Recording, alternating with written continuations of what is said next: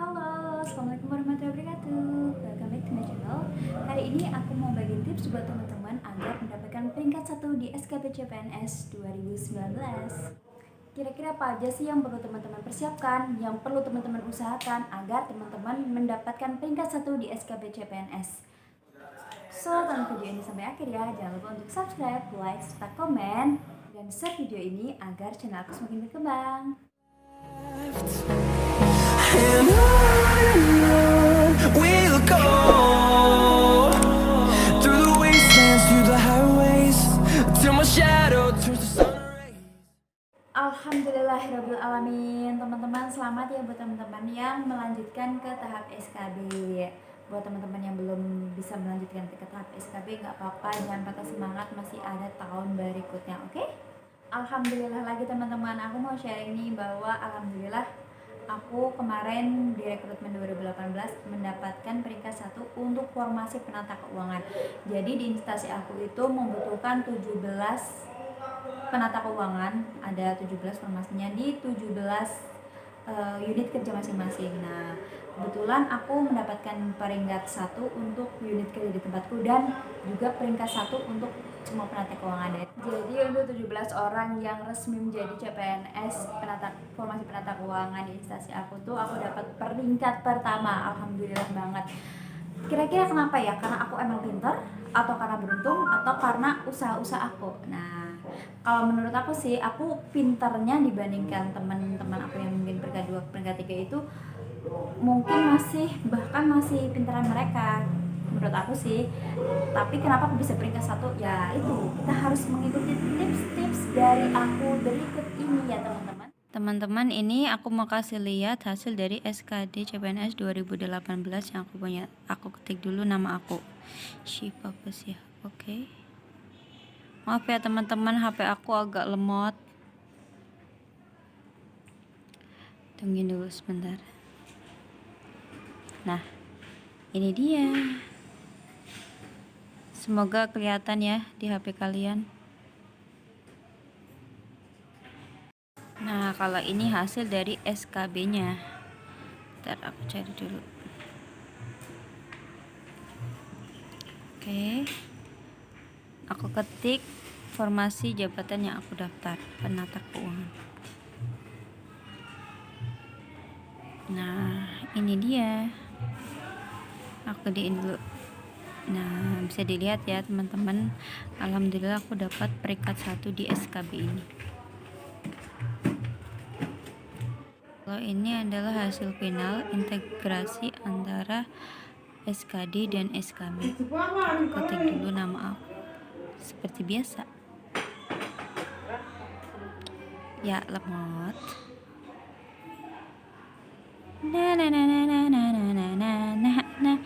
Nah, ini dia. Semoga kelihatan ya di HP teman-teman. Aku gedein dulu biar kelihatan. Nah, itu nama aku. Itu nilai-nilainya TWK, TU, TKP, bisa draw gitu sama persis.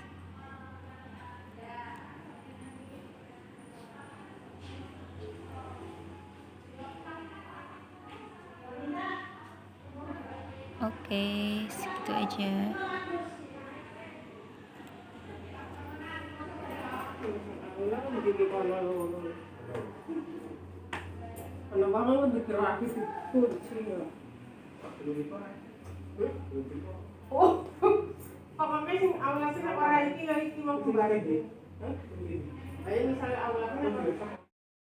Nggak jelas nih, aku kasih screenshotannya ya.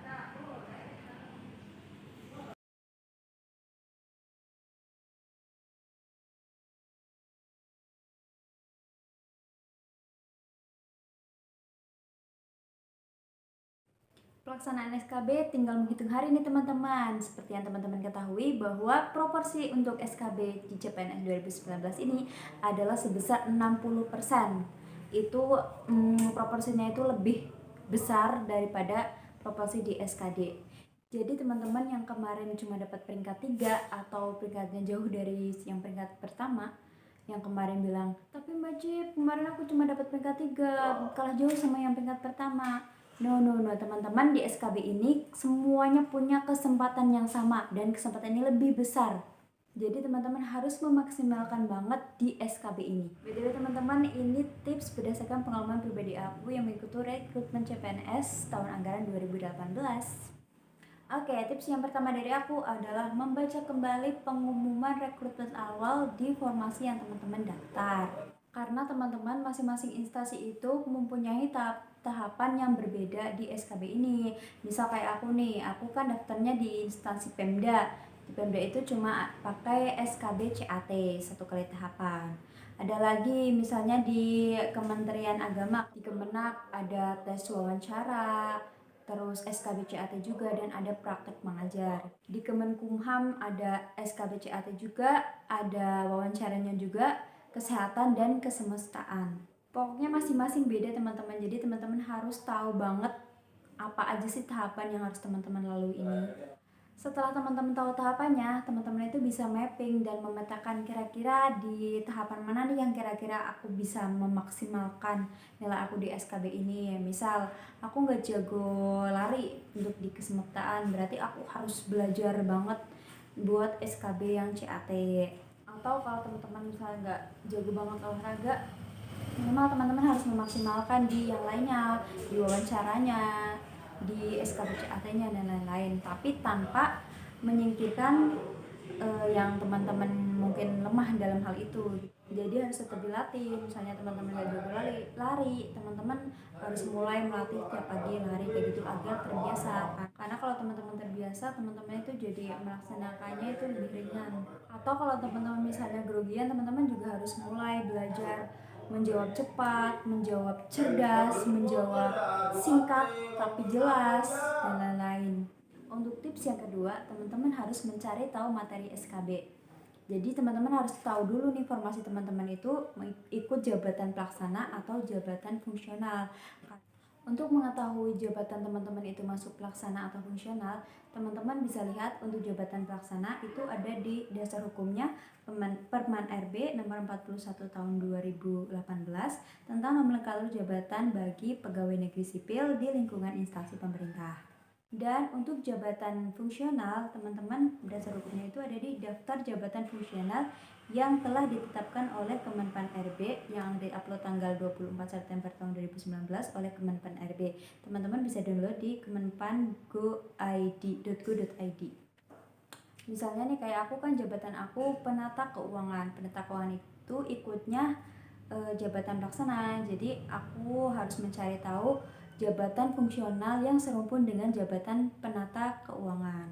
Misalnya nih aku udah tahu nih jabatan fungsional yang serumpun dengan jabatan aku tuh jabatan penata laporan keuangan. Nah, jadi aku mencari tahu materi SKB ku itu sama dengan jabatan penata laporan keuangan. Jadi harus mencari tahu dulu instansi pembina dari jabatan kita. Nah, untuk tahu lebih jelasnya, teman-teman bisa lihat video-video dari konten kreatornya CPNS, itu udah banyak banget. Jadi teman-teman bisa lihat. Untuk tips yang ketiga, teman-teman harus rajin tryout atau latihan soal. Sama seperti pas kita latihan SKD, teman-teman harus latihan soal dari 100 soal untuk dikerjakan selama 90 menit. Kalau teman-teman udah sering latihan soal, maka teman-teman menjadi terbiasa untuk menghadapi soal-soal. Dan kalau teman-teman beruntung, teman-teman bisa menemukan 1 atau 2 soal, bahkan sampai 3 soal yang sama seperti teman-teman yang teman-teman sering latihan. Selain itu, dengan latihan soal, teman-teman itu jadi cepet banget, cara membaca cepatnya itu jadi terlatih. Jadi yang biasanya teman-teman, mungkin orang lain yang jarang latihan soal itu membaca soal sampai 2 menit, teman-teman bisa sampai 30 detik sudah selesai membaca soal dan tahu jawabannya. Ini poin penting banget, selain teman-teman bisa menjawab, teman-teman juga lebih menghemat waktu. Atau teman-teman bisa juga mencari materi SKB ini lewat bimbel-bimbel online. Itu udah banyak banget yang aku lihat di konten-konten kreator CPNS itu ya. Itu juga kayaknya bagus. Kalau aku sebelumnya juga ikut juga lewat Instagram gitu. Lumayan lah dapat soal walaupun dikit, tapi jadi ada gambaran kira-kira soalnya tentang apa. Nggak salah banget teman-teman kalau teman-teman berkorban materi sedikit untuk mendapatkan apa yang teman-teman cita-citakan. Aku kemarin udah sempat baca, harganya itu nggak nyampe 100.000. Dulu aku juga sekitar 129.000. itu udah dapat materi gitu. Dan nggak apa-apa lah teman-teman, menurut aku segitu worth it lah untuk mencapai apa yang menjadi tujuan teman-teman. Oh ya teman-teman, jangan lupa juga untuk mengetahui isu-isu terkini, karena kemungkinan besar soal-soal SKB itu dikaitkan dengan jabatan teman-teman yang dihubungkan dengan isu-isu terkini. Terlebih lagi untuk wawancara, misalnya juga banyak juga yang ditanya, misalnya ketika teman-teman menjabat pada formasi teman-teman nanti, ditanyain kira-kira jabatan kamu itu bisa berkontribusi apa untuk menangani isu-isu terkini. Misalnya kayak gini nih, misalnya aku kan menata keuangan, bisa juga ditanyakan kira-kira jabatan kamu itu bisa berkontribusi apa untuk menangani COVID-19 ini. Untuk tips yang keempat, teman-teman harus gabung grup, harus banget ini, grup ke formasi yang teman-teman daftar atau grup di instansi yang teman-teman daftar. Misalnya nih teman-teman daftarnya di Kementerian Keuangan, teman-teman bisa ikut grup CPNS Kementerian Keuangan. Atau teman-teman misalnya daftarnya di Kementerian Kemenkumham misalnya, teman-teman bisa ikut gabung di CPNS Kemenkumham. Atau bisa jadi grupnya itu performasi, misalnya teman-teman guru SD, teman-teman bisa search SKB guru SD atau SKB akuntansi, SKB Pranata Komputer, semuanya tuh ada teman-teman. Pokoknya era digitalisasi ini harus dimanfaatkan banget oleh teman-teman untuk mencari informasi yang sebanyak-banyaknya, referensi yang sebanyak-banyaknya. Poin yang keempat ini sangat banyak banget menunjang untuk tips yang kedua, yaitu untuk mencari materi tentang SKB. Aku udah lihat ya teman-teman, di tahun ini tuh udah banyak banget grup-grup kayak gitu, grup-grup sharing yang satu Indonesia bisa kumpul semua, itu aku seneng banget. Dulu waktu tahun sebelumnya angkatan aku rekrutmen tahun 2018 itu susah banget nemuin grup yang kayak gitu. Kebanyakan itu grupnya itu per daerah kan, misalnya CPNS Jawa Tengah. Nah padahal kan dalam satu Jawa Tengah itu formasinya itu beda-beda, jadi agak susah juga nyari materinya kayak gitu. Akhirnya untuk pengalaman kemarin aku sebelumnya, dari semua CPNS dari masing-masing provinsi, karena aku daftarnya di instansi Pemda ya, pemerintah daerah, aku tuh ikut semua CPNS di semua provinsi, hampir semua provinsi. Terus aku cari yang formasinya tuh serumpun sama kayak aku, penata laporan keuangan, analis keuangan, dan lain sebagainya, akuntansi lah kebanyakan. Itu aku cari, aku chat satu-satu, akhirnya kita bikin grup satu SKB akuntansi. Itu aku sama teman-teman aku yang mempelaporin. Alhamdulillah teman-teman, dari situ aku dapat banyak materi, dapat tentang peraturan apa aja yang kira-kira muncul di SKB aku, di SKB CAT ya. Dan itu banyak banget materi yang muncul, dan banyak banget FR juga dari mereka yang membantu aku banget di detik-detik terakhir. Teman-teman, ini aku mau kasih lihat grup-grup yang ada di Telegram ya. Nih, contohnya nih aku ketik dulu SKB Pranata Komputer. Nah, tuh anggotanya ada 3000 sekian. Terus kalian bisa lihat ada bekas, itu isinya banyak materi-materi gitu, latihan soal juga, medianya juga ada seperti ini. Ini hasil kiriman dari teman-teman yang sesama Pranata Komputer. Nah, biasanya mereka juga bikin kayak gini nih, ngasih apa namanya, tryout gitu kan. Terus aku cari lagi contohnya SKB akuntansi. Nah ini aku udah masuk anggotanya ada banyak 3000-an juga. Isi medianya juga kurang lebih sama kayak gitu ya, latihan soal gitu. Terus berkasnya juga kayak gitu, ada latihan soalnya. Misalnya nih kita cari lagi SKB guru SD. Bentar. Kayaknya nyari anggotanya paling banyak ya, kayaknya kok nggak ada ya. Cari lagi guru SD gitu aja. Nah ini anggotanya banyak, masuk dulu. Nah bergabung, ketik bergabung dulu. Nah nih terlihat anggotanya, medianya, berkas kayak gitulah, sama kurang lebih. Cari lagi misalnya perawat yang paling banyak kita masukin diskusi SKB perawat. Nah itu, nah ini kebetulan grupnya nggak bisa kirim pesan ya teman-teman, cuma admin aja yang bisa kirim pesan, tapi kita bisa tetap download untuk link belajar atau berkasnya, medianya, kayak gitu lah. Oke teman-teman, gitu aja ya contoh dari grup-grup yang ada di Telegram. Ini misalnya teman-teman per instansi juga ada nih. Ini yang Kementerian Keuangan, terus ada Kemenkumham dan lain-lain sebagainya. Pokoknya bener banget lah teman-teman, kalau kita banyak teman itu banyak rezeki. Mungkin itu salah satunya lewat grup-grup seperti itu ya. Untuk tips yang kelima, follow akun-akun resmi dari instansi yang teman-teman daftar. Misalnya nih Kemenkumham, follow IG-nya Kemenkumham, Twitternya Kemenkumham, semuanya pokoknya di follow. Misalnya aku daftarnya di pemerintah daerah, nah follow yang pemerintah daerah yang aku daftar. Teman-teman daftar di mana? Kejaksaan, follow akunnya Kejaksaan, dan sebagainya, karena ini membantu banget informasi buat teman-teman kira-kira apa aja materi buat SKB, terus kira-kira nanti misalnya ada perubahan-perubahan apa, terus dan juga yang paling penting, kebanyakan yang follow akun itu berarti adalah orang-orang yang mendaftar atau orang-orang yang sudah berada di instansi yang teman-teman daftar. Kenapa itu berguna? Ya karena untuk sharing pengalaman sesama pendaftar, atau mungkin rekanan teman-teman yang sebelumnya udah masuk di instansi yang teman-teman daftar.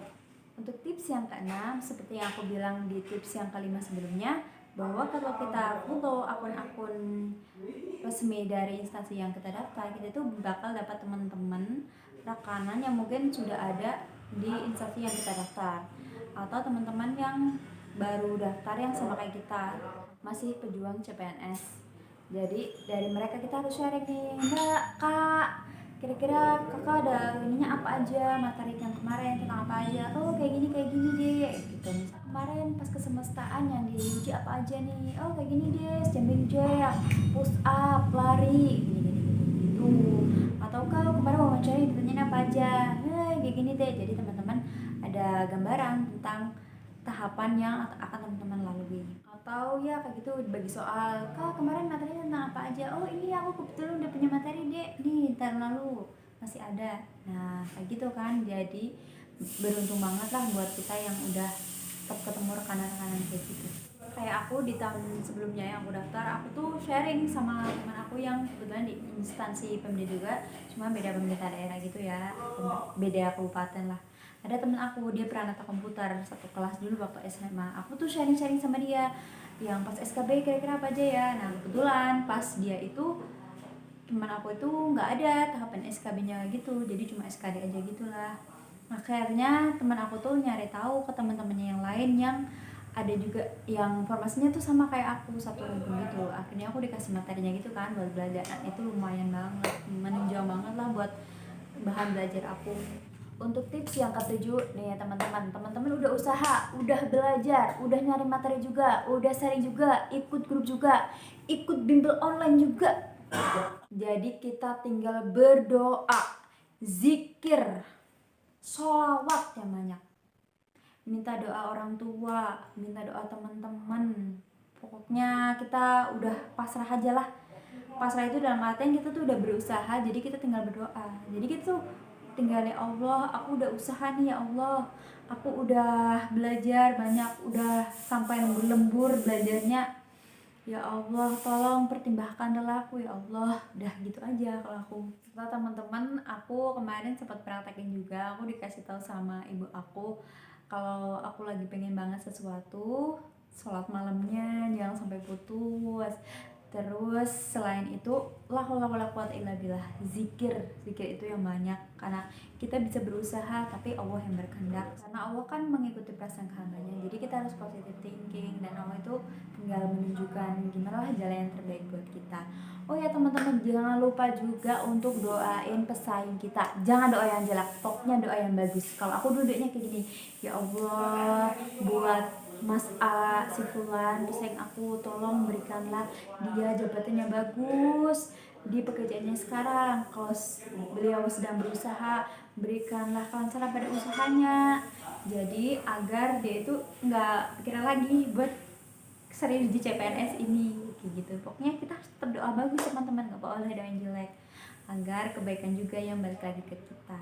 Sholawat teman-teman, bisa nggak teman-teman sholawat satu hari 1000 sholawat? Jadi tiap habis sholat wajib teman-teman 200 sholawat, gampang aja. Allahumma sholli ala Muhammad, Allahumma sholli ala Sayyidina Muhammad, Allahumma sholli ala Sayyidina Muhammad. Itu cuma 2 menit teman-teman dapat 200 zikir sekali sholat ya, dalam sekali sholat. Nah kalau sehari kan sampai 1000 zikir, apalagi ditambah sholat sunnah duha, sholat sunnah tahajud, wow banyak. Jadi biarkan proses ini, selain untuk tujuan teman-teman, dalam proses ini teman-teman tetap mendapatkan pahala dari apa yang teman-teman lakuin, dari belajarnya teman-teman dapat pahala, dari zikirnya teman-teman dapat pahala, ya kan? Terus ya teman-teman, ini tips yang terakhir dari aku, bersedekah walaupun dikit, harus bersedekah karena sebagian dari harta kita adalah hak orang lain, gitu teman-teman.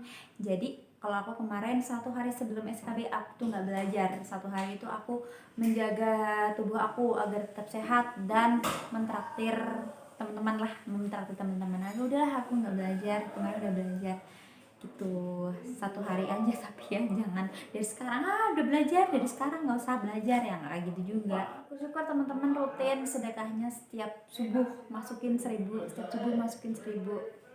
Oke teman-teman, itu aja tips dari aku. Semoga teman-teman yang sedang berjuang semakin semangat untuk belajarnya, untuk usahanya, dan ibadahnya. Semoga teman-teman menjadi orang-orang yang beruntung menjadi ASN di 2020 ini. Sampai jumpa di video aku berikutnya. Terima kasih.